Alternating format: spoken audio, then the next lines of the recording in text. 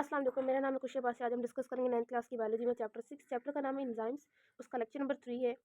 आज को जो हमारा टॉपिक है वो है factors affecting the activity of an enzymes, कि एंजाइम्स की जो एक्टिविटी है ना उसमें कौन से फैक्टर्स किस तरह से मुतासर होते हैं। ठीक, सबसे पहले जो है वो बताया गया है सबस्ट्रेट कंसनट्रेशन। ठीक है, सबस्ट्रेट कंसनट्रेशन अब हम देखते हैं।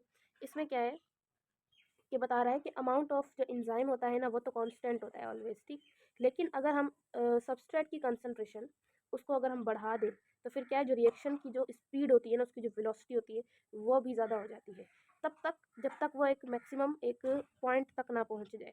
ठीक, उसके बाद क्या है कि अगर हम ज़्यादा सबस्ट्रेट की कंसंट्रेशन बढ़ा भी देंगे ना तो जो रिएक्शन की स्पीड होगी उसमें कोई चेंज नहीं आएगा। ठीक है, वो सेम ही रहेगी। और दूसरी जगह पर कहा गया है कि जब एक एंजाइम अटैच हुआ हुआ है, मतलब एक एंजाइम के साथ सबस्ट्रेट ऑलरेडी एक अटैच हुआ हुआ है, तो वहाँ पर क्या है कि दूसरा सबस्ट्रेट आकर तब तक अटैच नहीं होगा जब तक जो ऑलरेडी जो पहले ही बाउंड हुआ हुआ है एंजाइम्स के साथ सबस्ट्रेट, वो जब तक प्रोडक्ट के अंदर कन्वर्ट नहीं हो जाता या तो फिर वो बनकर तैयार नहीं हो जाता। ठीक, तब तक दूसरा सबस्ट्रेट वो आकर नहीं अटैच हो सकता है एंजाइम्स के साथ। ठीक, तो इसमें सिंपल ये कहा गया है कि जब आप तो इसमें सिंपल ये कहा गया है कि जब आप एंजाइम्स की जो अमाउंट है वो कांस्टेंट रहेगा, और जब आप सबस्ट्रेट का कंसंट्रेशन बढ़ाएंगे तो इस एंजाइम की जो स्पीड होगा, उसका जो रेट होगा ना रिएक्शन का, वो भी तेज़ हो जाएगा, इंक्रीज़ होगा। लेकिन एक पॉइंट पर आकर के एंजाइम्स का जो रेट ऑफ रिएक्शन होगा वो एक जगह पर रुक जाएगा, और फिर आप सबस्ट्रेट की कंसंट्रेशन बढ़ाते भी रहें तो इसमें रेट ऑफ रिएक्शन में कोई भी चेंज नहीं आएगा। ठीक, और जब तक एक सबस्ट्रेट एंजाइम के साथ अटैच है, जब तक वो प्रोडक्ट के अंदर कन्वर्ट नहीं हो जाता, वो अपना काम प्रॉपर नहीं कर लेता, तब तक दूसरा नहीं उसके साथ अटैच हो सकता। ठीक, अभी यहाँ पर सबस्ट्रेट कंसंट्रेशन का ना ग्राफ दिया गया है। ये साइड में जो है वो रेट ऑफ रिएक्शन है, नीचे जो है वो है सबस्ट्रेट कंसंट्रेशन। अब जिस तरह से हम सबस्ट्रेट कंसंट्रेशन बढ़ाते जाएंगे रेट ऑफ रिएक्शन बढ़ता जाएगा, लेकिन एक पॉइंट वो होगा जहाँ पर रिएक्शन जो है वो मतलब एक ही कांस्टेंट पॉइंट पर चलेगा, और जितनी भी हम कंसंट्रेशन बढ़ा रहे हैं वो अपनी जो रेट ऑफ रिएक्शन है उसको इंक्रीज नहीं करेगा। उसके बाद आ रहा है टेम्परेचर। अब टेम्परेचर की क्या बात कर रहा है कि एंजाइम्स जो होते हैं ना वो बने हुए होते हैं प्रोटीन के। ठीक है, सेंसिटिव नेचर होते हैं। ठीक, अब वो क्या है कि उनकी जो एक्टिविटी होती है ना वो बहुत ही नैरो रेंज पर होती है टेम्परेचर में। ठीक, तो अब क्या होगा कि एंजाइम जो है ना वो कैटालाइज भी होते हैं, रैंडमली कोलाइडिंग भी हो जाता है। ठीक है, विद सबस्ट्रेट मॉलिक्यूल्स। ठीक है, अब क्या होगा कि अगर हम इंक्रीज़ करें टेम्परेचर, ठीक है, अगर हम अपना टेम्परेचर इंक्रीज़ करेंगे तो कोलेजन जो होगी वो भी इंक्रीज़ हो जाएगी। ठीक है, जब कोलेजन इंक्रीज़ होगी काइनेटिक एनर्जी इंक्रीज़ हो जाएगी। ठीक है, तो फिर क्या, increase rate of reaction, rate of reaction होगा वो भी इंक्रीज़ हो जाएगा, और जल्द से जल्द और ज़्यादा से ज़्यादा जो प्रोडक्ट्स होंगे वो बनेंगे। लेकिन क्या है, ज़्यादा टेम्परेचर इंक्रीज़ होने की वजह से समटाइम क्या होता है, ज़्यादा वाइब्रेशन होने की वजह से हमारे एंजाइम्स का जो स्ट्रक्चर हो जाता है ना वो हो जाता है ख़राब। मीन्स एंजाइम हो जाते हैं डी नेचर, क्योंकि हमारे एंजाइम्स जो है वो सेंसिटिव हैं। तो ये जो चेंज है, फिर क्या होगा कि रेट ऑफ एंजाइम एक्शन जो होगा ना वो डिक्रीज़ होना स्टार्ट हो जाएगा, और सम टाइम तो प्रॉपर डिक्रीज़ हो जाता है। मीन्स जब वो एंजाइम्स डीनेचर हो जाएगा तो जस्ट तो जो उसका रेट होगा ना, रेट ऑफ रिएक्शन, वो डिक्रीज़ होना स्टार्ट हो जाएगा। ठीक, सिंपली अगर हम बात करें तो क्या है कि एंजाइम्स जो है ना वो कोलाइड होते हैं। ठीक है, कोलिजन होती है। जब उसको हम हीट देंगे, टेम्परेचर देंगे, तो उनके अंदर काइनेटिक एनर्जी आएगी। काइनेटिक एनर्जी आएगी तो मॉलिक्यूल्स मूव करना स्टार्ट होंगे। जब मॉलिक्यूल्स मूव करना स्टार्ट होंगे तो ये आपस में रिएक्ट करेंगे, मीन्स रिएक्शन होगा। और रिएक्शन होगा तो इट्स मीन रिएक्शन इंक्रीज़ हो जाएगा।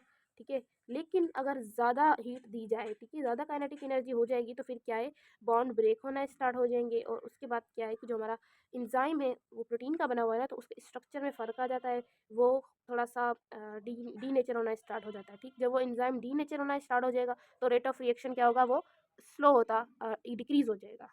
Okay, so rate of reaction क्या है, वो ज़्यादा से ज़्यादा डिक्रीज़ होना स्टार्ट हो जाता है। Okay, will begin to decrease.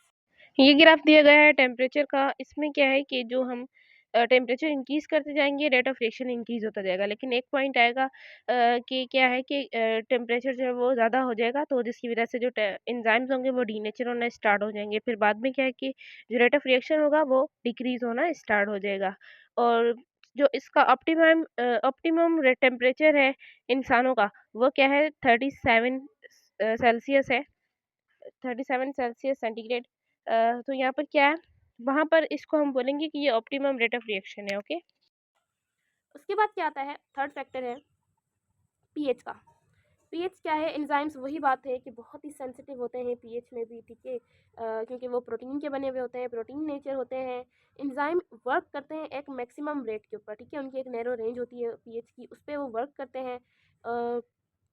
अब जो पॉइंट है जहाँ पर एंजाइम काम करे, ठीक है, उसको हम कहते हैं एक्टिमम ऑप्टिमम पीएच।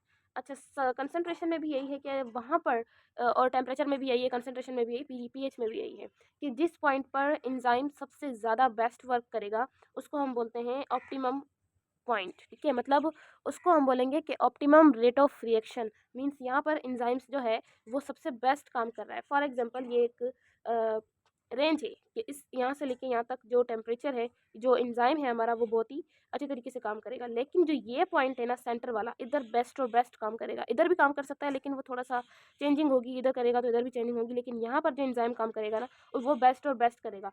तो इसको हम बोल सकते हैं कि ये ऑप्टिमम, इसको हम कह सकते हैं कि ये ऑप्टिमम रेट ऑफ रिएक्शन है, ठीक है, रेट ऑफ रिएक्शन है, इसको हम ये कह सकते हैं। और पीएच में ही वो पॉइंट जहाँ पर एंजाइम बेस्ट और बेस्ट काम करे तो उसको हम बोलेंगे ऑप्टिमम पीएच, ठीक। फॉर एग्जांपल पेप्सिन जो है वो जो काम करता है वो काम करता है at low pH, means low pH पे करता है क्योंकि वो हाईली एसिडिक है, ठीक है। तो वाइल ट्राइपेप्सिन वर्क्स एट, और जो ट्राइपेप्सिन होता है वो काम करता है हाई पीएच पे क्योंकि वो बेसिक है। अब क्या ये एसिडिक और बेस का क्या पॉइंट है कि हमारे पास पीएच जो है ना वो एक स्केल है, ओके। नॉर्मली अगर हम बोलें पीएच एक इससे स्केल है कुछ इस तरह से, जिसका जो नंबर है वो होता है 0 to 14 और बीच का जो नंबर है वो है 17। 17 जो होगा उसको हम बोलेंगे न्यूट्रल है, ओके।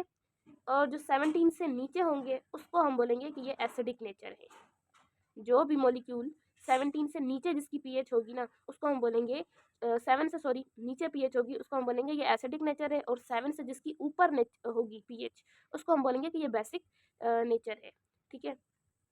तो क्या है, जो पेप्सिन है वो आता है 17 से नीचे, उसकी जो पीएच आती है वो लो आती है, उसको हम बोलेंगे कि एसिडिक नेचर है। और जो ट्रेप्सिन है, ट्रेप्सिन वो क्या है कि उसकी जो पीएच है वो 7 से हाई जाती है, तो हम उसको बोलेंगे कि ये बेसिक नेचर है, ओके। अब क्या है कि most enzymes work neutral pH. अब जो ज़्यादातर एंजाइम्स होते हैं ना वो न्यूट्रल पीएच पर ही वर्क करते हैं। जैसे कि उनका जो नंबर होगा वो होगा 7.4, वो 7.4 पर तकरीबन वर्क करते हैं। अब क्या है, small changes in pH above और बिलो। अब यहाँ पर क्या है, बहुत ही स्मॉल चेंज आती है पीएच में अबोव और बिलो, तो फिर optimum do not cause permanent change. तो फिर इसमें क्या है, कोई भी एंजाइम्स के अंदर या रिएक्शन के अंदर कोई काफ़ी परमानेंट चेंज नहीं आता, ठीक। अब यहाँ पर क्या है कि यहाँ पर कभी भी जो बॉन्ड्स होंगे ना वो रिफॉर्म, मतलब अगर टूट भी गए तो दोबारा बन सकते हैं। एक्सट्रीम चेंज यहाँ पर नहीं आता।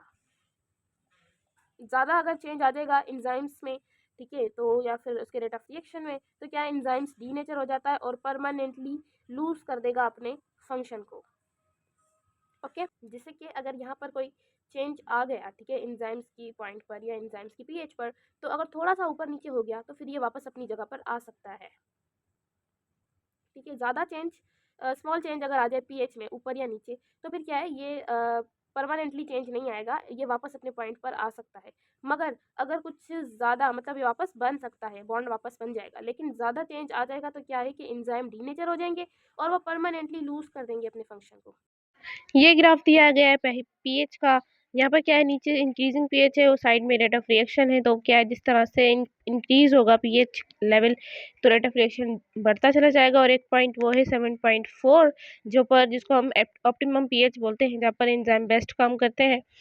उसके बाद क्या होगा कि अगर एंजाइम्स की जो पीएच है या फिर रिएक्शन की पीएच ऊपर नीचे हो गई तो फिर उसके बाद ज़्यादा हो गई तो फिर क्या है, जो रिएक्शन है वो डिक्रीज हो जाएगा।